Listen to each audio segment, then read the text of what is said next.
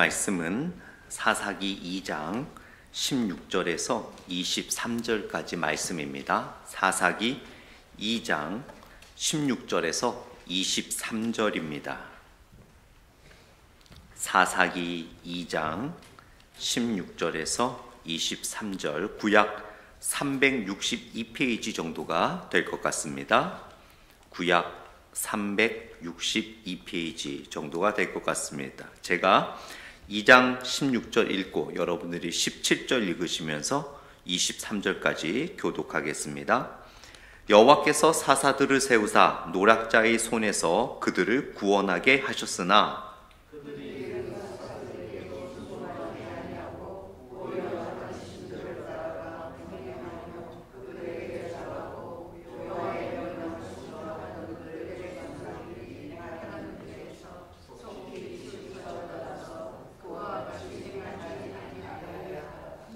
여호와께서 그들을 위하여 사사들을 세우실 때에는 그 사사와 함께 하셨고 그 사사가 사는 날 동안에는 여호와께서 그들을 대적의 손에서 구원하셨으니 이는 그들이 대적에게 압박과 괴롭게 함을 받아 슬피 부르짖음으로 여호와께서 뜻을 돌이켜셨음이거늘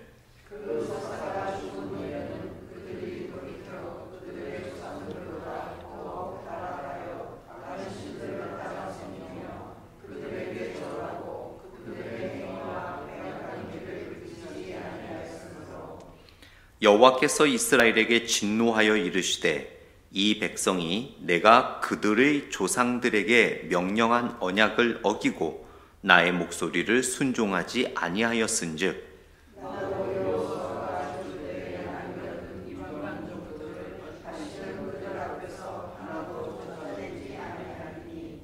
이는 이스라엘이 그들의 조상들이 지킨 것 같이 나 여호와의 도를 지켜 행하나 아니하나 그들을 시험하려 함이라 하시니라. 여호와께서 그 이방 민족들을 머물러 두사 그들을 속히 쫓아내지 아니하셨으며 여호수아의 손에 넘겨주지 아니하셨더라. 아멘. 잠시 기도하겠습니다. 하나님 아버지, 이 시간 하나님께서 말씀해 주시는 시간입니다.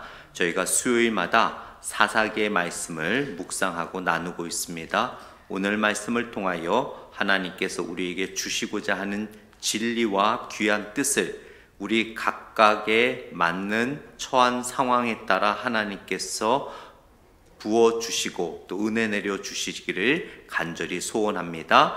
예수님 이름으로 기도드렸습니다. 아멘. 하나님께서 사사를 세우시기를 이제 결단하셨고 사사를 세우시면서 이스라엘 백성들의 귀한 진리를 허락하고 계시죠. 사사가 무엇인지는 제가 설명을 드렸는데요. 이 당시에 사사는 아직 왕이 없었습니다. 이스라엘에는 왕이 없었기 때문에 사사들은 다양한 역할을 했어요. 가장 중요한 왕의 역할을 했습니다. 이스라엘 백성들을 하나님의 진리대로 통치하는 왕의 역할을 했고요. 또 하나 재판관의 역할을 했습니다. 하나님의 뜻과 또 법률적으로 세상 윤리와 법에 따라서 그들을 재판하는 재판장의 역할을 했습니다. 또 하나 장군의 역할도 했습니다. 전쟁이 있거나 적들이 침범했을 경우 전략과 전술을 통해서 적들을 직접 무찌르는 장군으로서 선두에 서서 지휘하는 그런 역할을 했습니다. 그래서 성경에 나오는 이 사사들은 왕이요, 재판관이요, 장수로서 굉장히 중요한 역할들을 했던 사사들임을 볼 수 있어요. 그러한 사사들의 이야기, 사사기 끝에까지 보면은요 13명의 사사가 나옵니다. 그 13명의 사사들의 이야기 중심으로 쓰여진 책이 바로 우리가 계속 수요일 날 말씀을 나누는 사사기의 말씀입니다. 오늘 16절 말씀을 보게 되면은요 여호와께서 사사들을 세우사 노략자의 손에서 그들을 구원하게 하셨다라고 말하고 있지요. 그런데 구원하게 하셨다라고 끝나면 좋지만 뒤끝이 좀 이상합니다. 사람이 뒤끝이 좋아야 되는데 보세요. 여호와께서 사사들을 세우사 노략자의 손에서 그들을 구원하게 하셨다 하고 딱 끝나면 좋은데, 하셨으나 뭔가 여지가 있죠. 하셨으나 안타까운 뭔가 여지가 좀 남지 않습니까? 하나님께서는 그들이 힘들고 어려울 때마다 그들을 리더하고 구원해 줄 수 있는 사사를 보내주셨으나 결국 그러한 하나님의 은혜와 축복을 그들이 끝까지 누리지 못했다라는 뉘앙스가 했으나라는 말로 우리들에게 가르쳐주고 있음을 볼 수 있습니다. 그래서 17절에 보게 되면 그들이 그 사사들에게 순종하지 아니하고 오히려 다른 신들을 따라가 음행하며 그들에게 절하고 여호와의 명령을 순종하던 그들의 조상들이 행하던 길에서 속히 치우쳐 그와 같이 행하지 아니하였더라라고 이야기하고 있어요. 사사들은 그들에게 하나님께서 부르셨는데요, 구체적으로 어떻게 부르셨는지는 이제 뒤에 가서 나옵니다. 상황마다 다 달라요. 하나님께서 특별하게 어떠한 사람을 지목하여 그 사람을 사사로서 불러주셨어요. 그리고 왕처럼 사사들은 자자손손 대손 물러가지 않습니다. 그냥 그 한 사람으로 끝나는 거예요. 아들이 그 다음 사사가 되거나 그러지 않아요.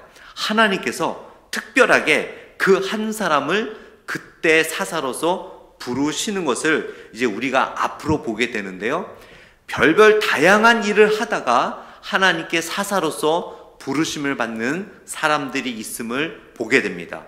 결국 그런데 그들이 왕의 역할도 해야 되죠, 대법관의 역할도 해야 되죠, 장군의 역할도 해야 되죠.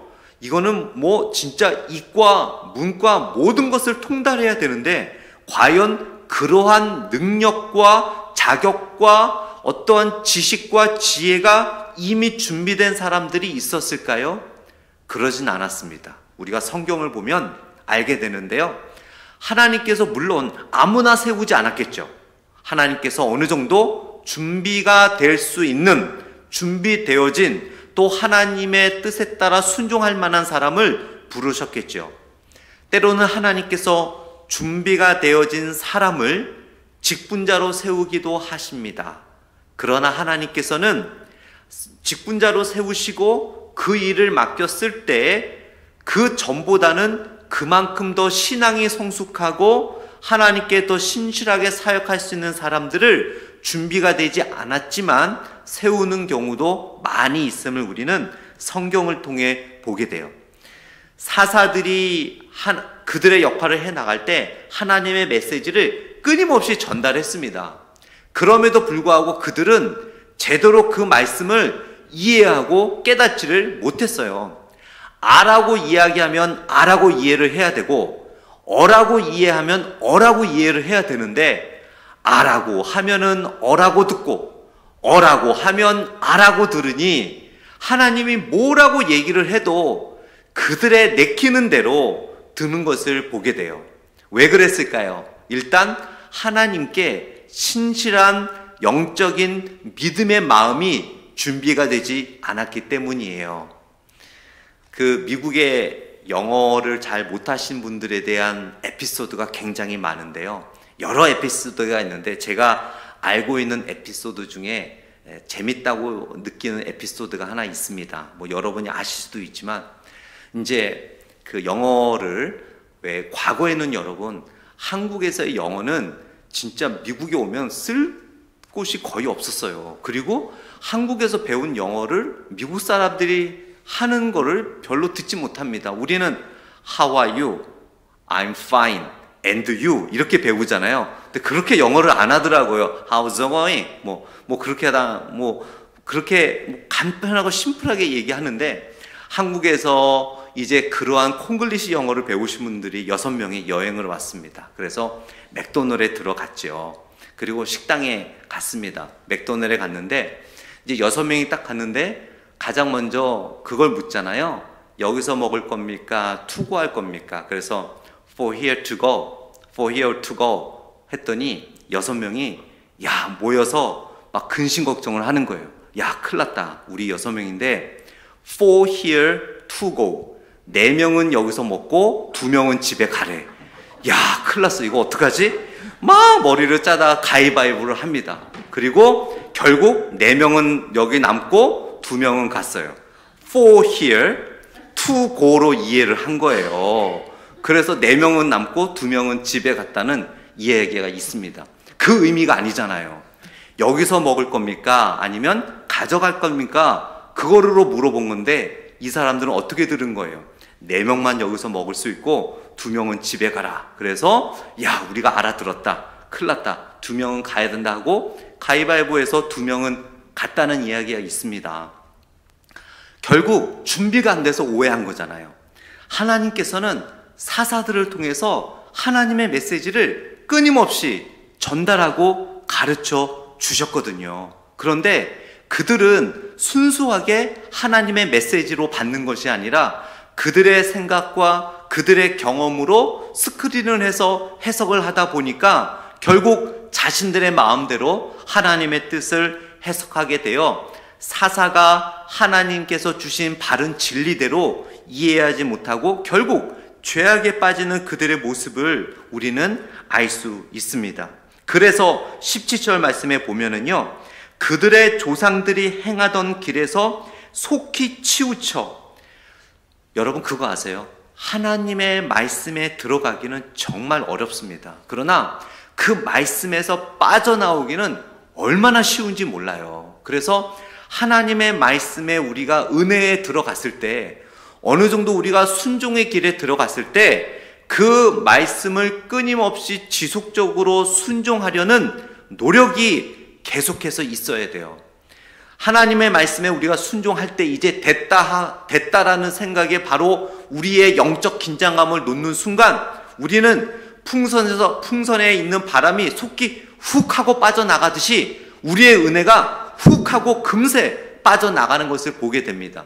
어느새 우리는 뒤돌아봤을 때 하나님의 은혜 자리에서 멀찌감치 떨어져 있는 우리의 모습을 보게 돼요. 그것이 바로 사사시대 때 이스라엘 백성들의 모습이었어요. 그래서 17절 후반부에 보면 그들의 조상들이 행하던 길에서 속히 치우쳐 떠나서 그와 같이 행하지 아니하였더라. 하나님의 말씀을 순종함에 있어서는 굉장히 거북이처럼 더뎠는데 그것마저도 하나님께 떠나는 것은 얼마나 빨리 떠나는지 속히 떠나게 됐다라는 것을 보게 됩니다. 그만큼 우리는 영적인 긴장감을 갖고 신앙생활을 해야 되는 것을 성경은 가르쳐주고 있는 거예요.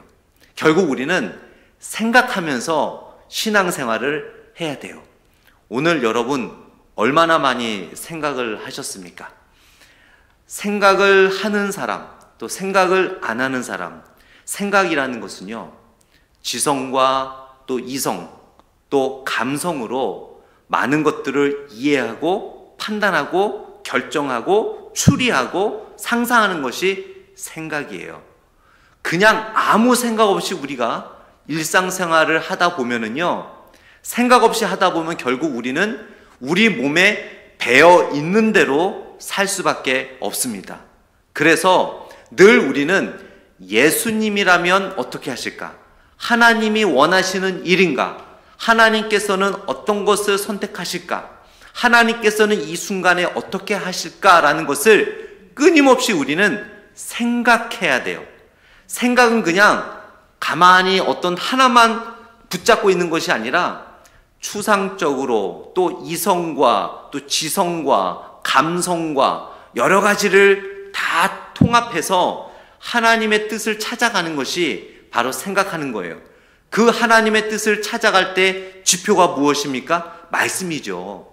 주일날 들은 설교 말씀, 여러분들이 매일 묵상하는 말씀, 또 오늘 수요 예배 때 들은 말씀, 이 말씀들을 붙잡고 생각하고 살아가야 오늘 본문에 나오는 사사기에 나오는 백성들처럼 속히 치우쳐서 죄악으로 빠지는 죄를 범하지 않을 수 있다는 것을 우리는 알 수 있습니다.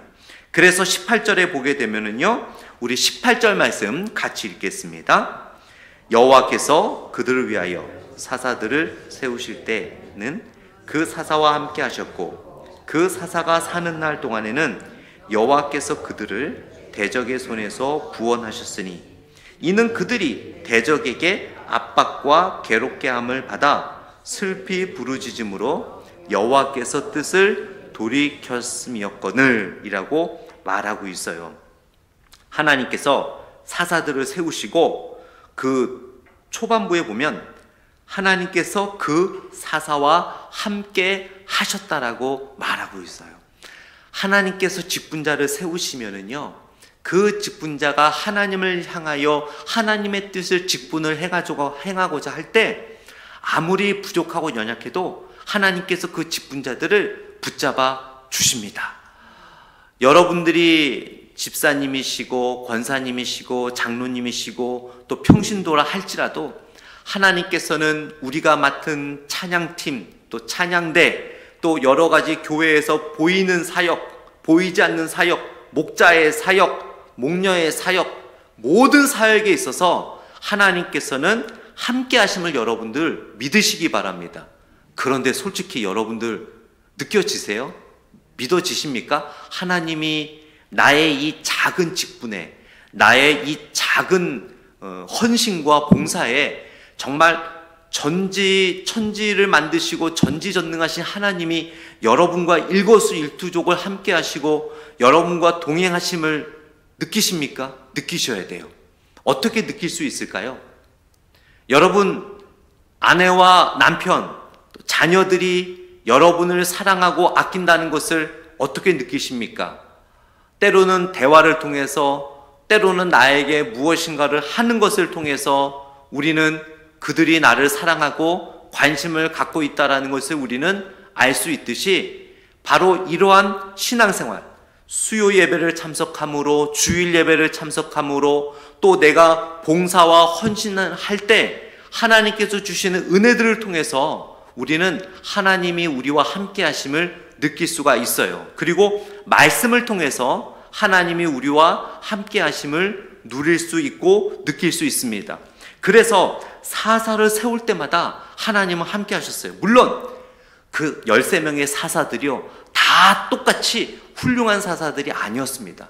어떤 사사들은 조금 모자르기도 하고요, 어떤 사사들은 이 부분이 부족하고요, 어떤 사사는 이 부분이 부족하고요, 늘 부족함들이 있었습니다. 그러나 하나님께서 지목하여 부르시고 세우셨기 때문에 하나님께서는 그분에게 책임져 주세요.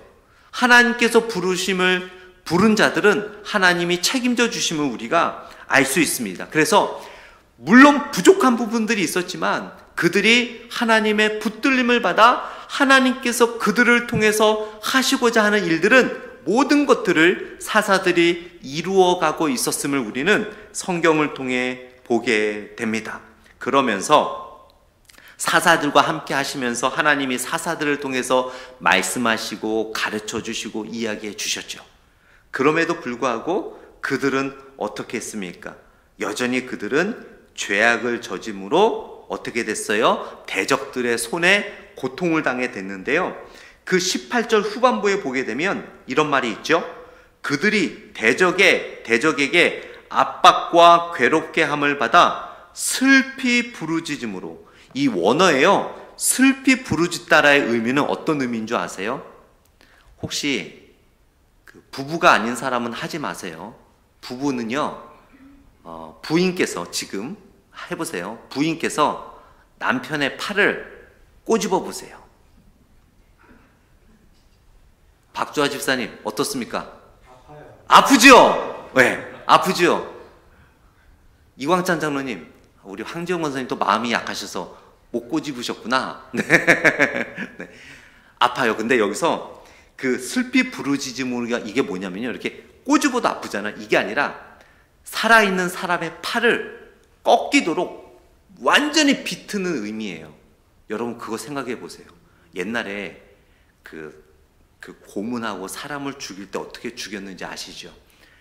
네 마리의 말에다가 사지를 묶어서 찢었잖아요.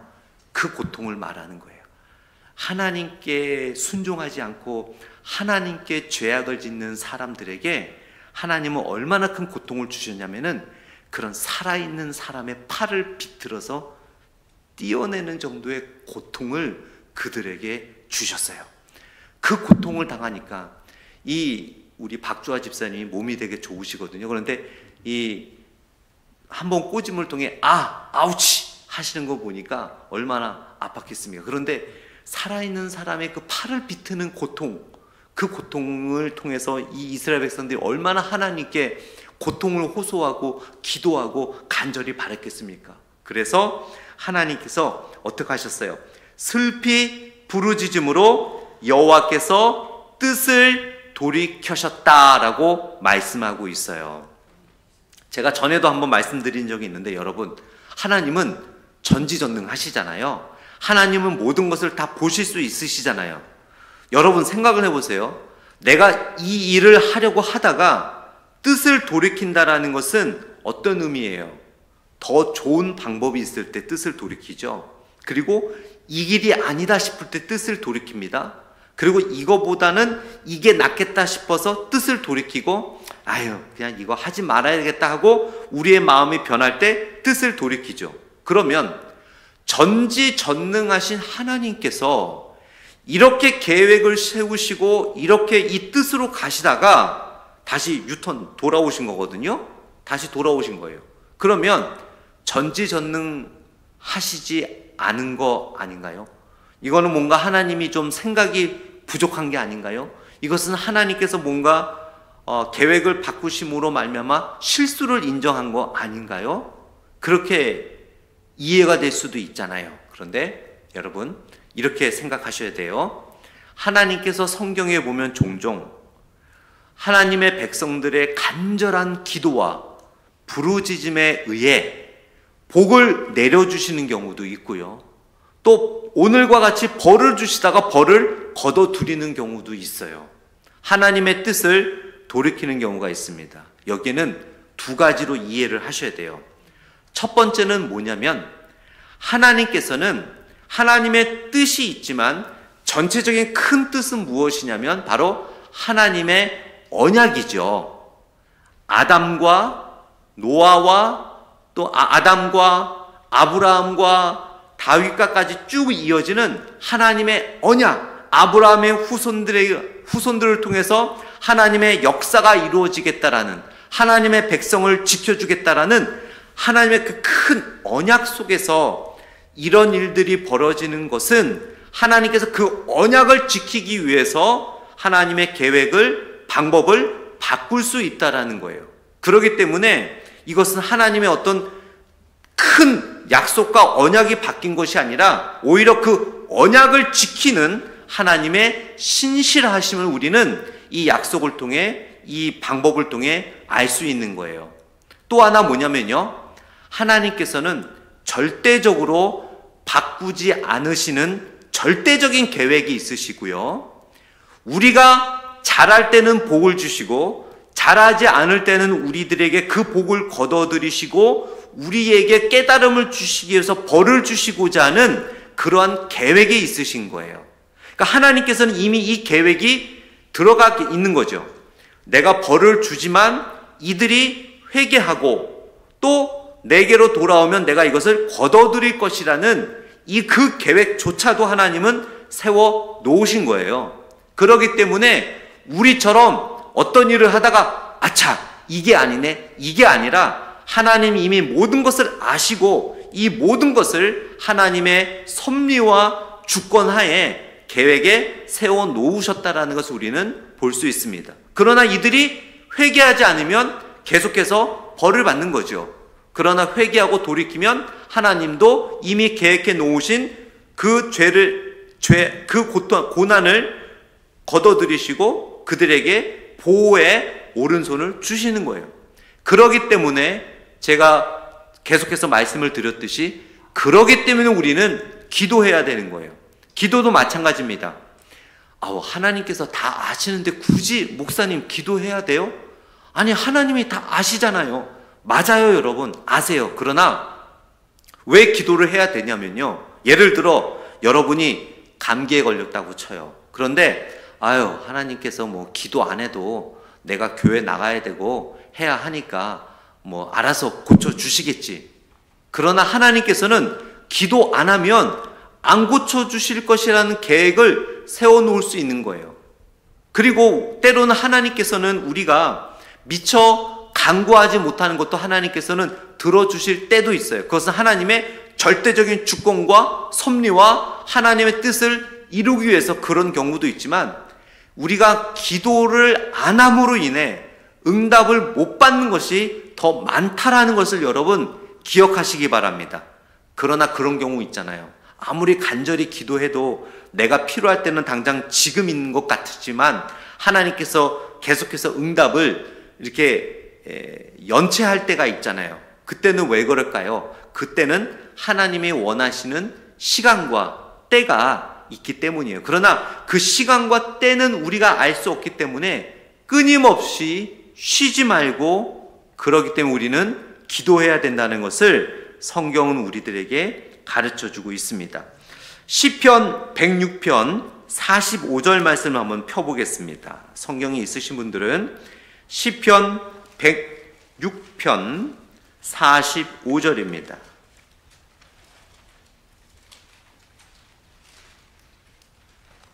시편 106편 45절인데요. 구약 882페이지가 될 것 같습니다.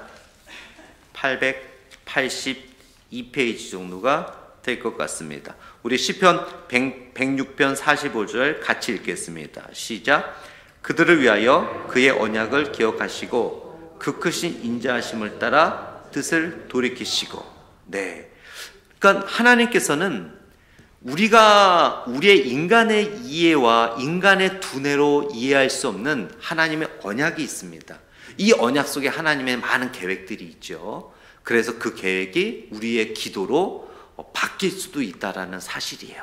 그래서 우리는 기도해야 돼요. 그래서 우리는 하나님의 뜻을 바꿀 수도 있고 하나님의 뜻을 바꿀 수도 없습니다. 하나님의 뜻이 어떤지는 우리는 알 수 없어요. 그 하나님을 우리는 이해할 수 없어요. 하나님의 언약과 뜻이라는 큰 틀 안에 우리는 그걸 다 이해할 수 없습니다. 그렇기 때문에 끊임없이 기도를 해야 되는 거예요. 그러면서 하나님께서는 사사들을 세우시면서 그들에게 하나님의 지혜와 말씀을 주셨는데요. 이방인들에게는 그 하나님에 대한 하나님의 말씀의 가르침이 어떻게 느껴졌을까요? 필요 없는 것으로 느껴졌겠죠. 아무런 도움이 없는 것으로 느껴졌겠죠. 그러나 하나님께서는 그 사람들에게는 필요 없는 것처럼 보일지 몰라도 하나님의 백성들에게는 꼭 필요한 진리의 말씀으로 그들을 가르쳐 주셨어요. 우리 고린도전서 1장 18절 말씀 한번 펴보겠습니다. 고린도전서 1장 18절 말씀입니다. 고린도전서 1장 18절 말씀입니다.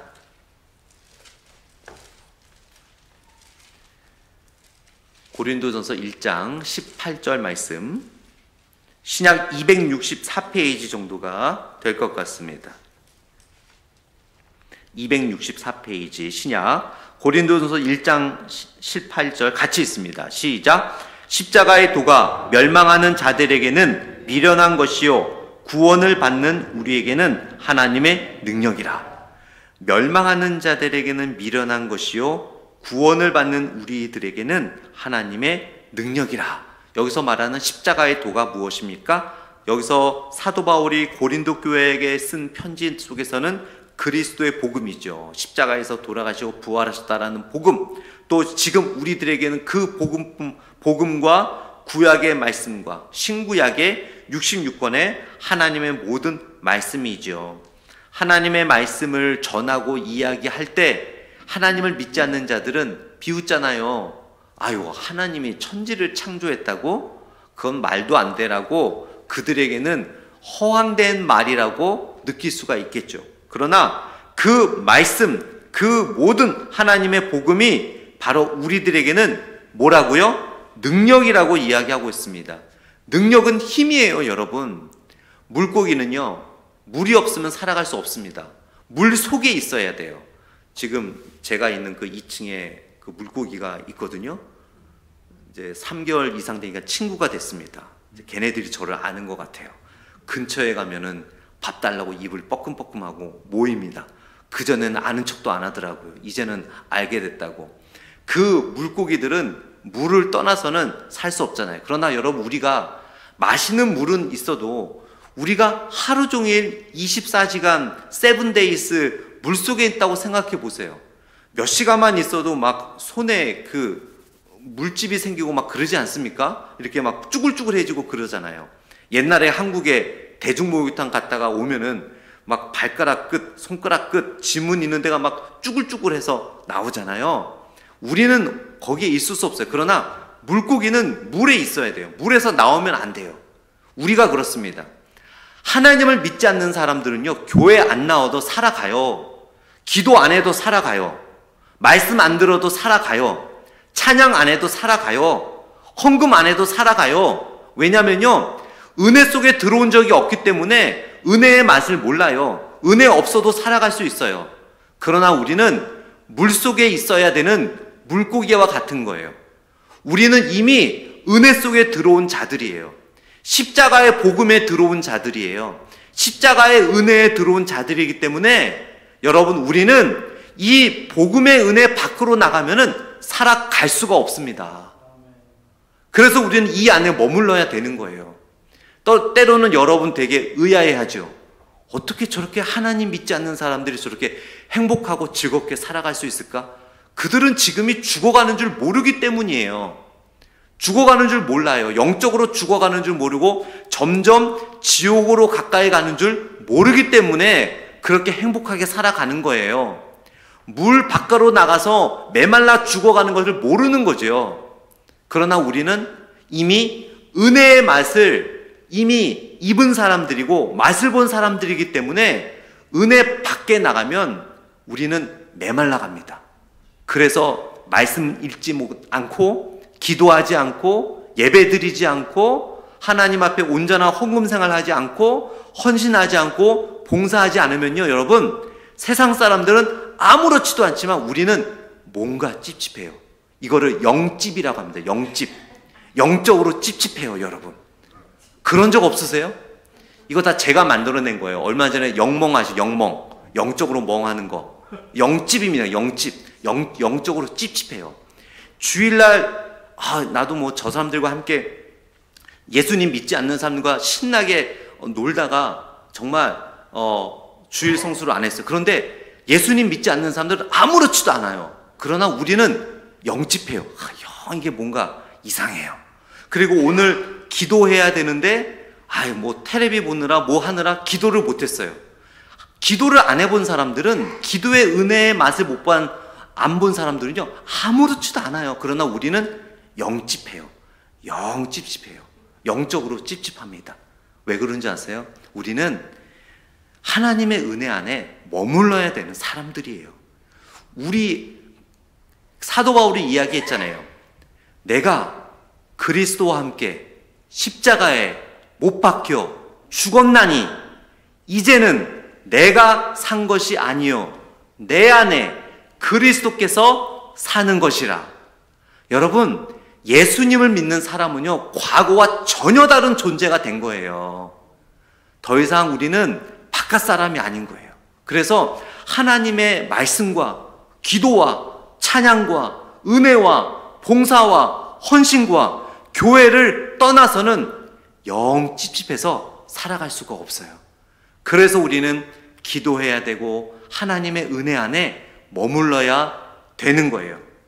그래서 하나님의 도가, 그 십자가의 도가, 하나님의 말씀이 세상 밖에 있는 사람들에게는 아무런 영향을 끼치지도 못하고 우스운 얘기처럼 들릴 수는 있어도 바로 하나님의 말씀이, 기도가, 헌신이, 찬양이 바로 우리에게는 새로운 힘을 주는 능력이라는 것을 기억하시기 바랍니다. 그런데 이것을 이 사사기에 있는, 오늘 본문에 있는 이스라엘 백성들이 오늘 설교를 들었어야 됐는데, 오늘 말씀을 들었다면 그들이 이렇게 죄악에 빠지지 않았을 텐데 이거를 몰랐던 거예요. 그들은 하나님의 은혜 바깥에 있어도 그들이 저 보는 이방 사람들, 하나님의 은혜 안에, 언약 안에 머무르지 않았기 때문에 언약 바깥에서도 마음껏 살아가는 사람들을 보고 아, 우리도 저렇게 살아가도 되나 보다. 과거에요. 제가 재밌게 본 디즈니 영화가 하나 있었어요. Finding Nemo라고, 니모를 찾아서. 아마 여러분들 자녀들이나 손주들은 좋아하는 영화. 이 니모가 니모가 잃어버려서 아빠 붕어가 니모를 찾아가는 그러한 여정을 이야기하는데, 이 니모가 세상 물정 모르고 막 아버지의 보호를 벗어나서 막 큰 물고기한테 위협을 당하고, 또 어항 밖으로 나가고 싶어서 어항 밖으로 나갔다가 메말라 죽을 뻔하고, 그러니까 세상을 모르고 아버지 보호 안에서 보호를 받던 그가 아버지가 보호해 주던 것을 모르고 자기 아버지 보호 밖에 나가도 자기가 다 할 줄 알고 그 아버지 곁을 떠나버린 거예요. 그러다가 사람한테 잡히고 막 그러면서 고생하는 그런 이야기인데요. 우리가 똑같은 거예요. 하나님의 은혜 밖에 있을 경우 사사기에 나오는 이스라엘 백성들처럼 결국 이방인들 같이 편안한 생활을 하는 것이 아니라 결국 고통과 어려움, 어떤 고통이요? 팔을 비트는 고통. 여러분이 죄를 짓고 싶을 때, 갑자기 영적으로 게을러지고 싶을 때 남편분이나 부인에게 얘기하세요. 내 팔을 좀 비틀어 달라고. 수요일날 말씀드리니까 하나님께서 팔을 비트는 고통을 주신다고 했는데, 실제로 그 고통을 다하는 것보다 지금 깨닫고 다시 내가 신앙생활을 열심히 하게 해달라고. 박조아 집사님, 네, 얘기하세요. 네, 그러면 아마 제일 세게 비틀어 주실 것 같아. 네, 그랬을 때 우리는 정말 하나님께로 돌아올 수 있는 감각을 살릴 수 있다는 것을 우리는 보게 됩니다. 그러면서 19절 말씀을 보게 되면은요, 사사가 죽은 후에는 그들이 돌이켜 그들의 조상들보다 더욱 타락하여 다른 신들을 따라 섬기며 그들에게 절하고 그들의 행위와 패역한 길을 그치지 아니하였다라고 이야기를 합니다. 그러면서 오늘 본문 사사기 2장 22절에 보게 되면, 이는 이스라엘이 그들의 조상들이 지킨 것 같이 나 여호와의 도를 지켜 행하나 아니하나 그들을 시험하려 함이라 하시니라. God's test, 하나님의 테스트입니다. 시험. 왜 하나님께서 이방인들을 한꺼번에 그냥 몰살시키지 않고 조금씩 없앴을까요? 왜 그렇게 남겨두셨을까요? 우리가 삶을 살면서도 하나님께 기도하고 이 어려움을 이겨나갈 수 있는 기도를 하면 이게 없어진 것 같은데 또 어디서 우리가 곤란과 어려움이 생기잖아요. 왜 그렇게 크리스천들에게는 이 문제가 없어지면 이 문제가 없어지면 또 저 문제가 왜 이렇게 조금씩 나타날까요? 그게 사사기의 말씀에서 가르쳐 주시는 거예요. 왠 줄 아세요? 하나님께서 우리가 하나님을 진심으로 믿고 있는지 그거를 테스트하기 위해서 하신다라는 것을 말씀하고 있습니다. 그러면서 또 무엇이에요? 테스트뿐만 아니라 우리가 영멍하고 있을 때 깨우쳐 주는 거죠. 정신 차리라고, 하나님의 뜻을 보고 쫓아가라고, 멍하니 지금 세상 길로 가고 있으니까 정신 차리고 다시 하나님의 길로 돌아오라고 이렇게 메시지와 벨을 울리는 거죠. 그것이 바로 하나님께서 때로는 우리들에게 암초를 두시는 이유가 있습니다. 절대로 저와 여러분들을 패망시키거나 무너뜨리거나 모든 것을 망치게 하는 그런 목적으로 하시는 것이 아니라 결국 하나님께서는 우리를 위한 궁극적인 긍정적인 목적을 갖고 우리들에게 그런 어려움을 두신다고 이야기하고 있습니다. 말씀을 맺도록 하겠습니다. 하나님께서는 사사를 통해서 이스라엘 백성들에게 끊임없이 메시지를 주셨어요. 그 메시지는 그들 각자에게 필요한 대로 메시지가 영향을 끼쳤습니다. 우리들 각자에게 필요한 대로 하나님의 말씀이 영향력을 끼칠 줄 믿습니다.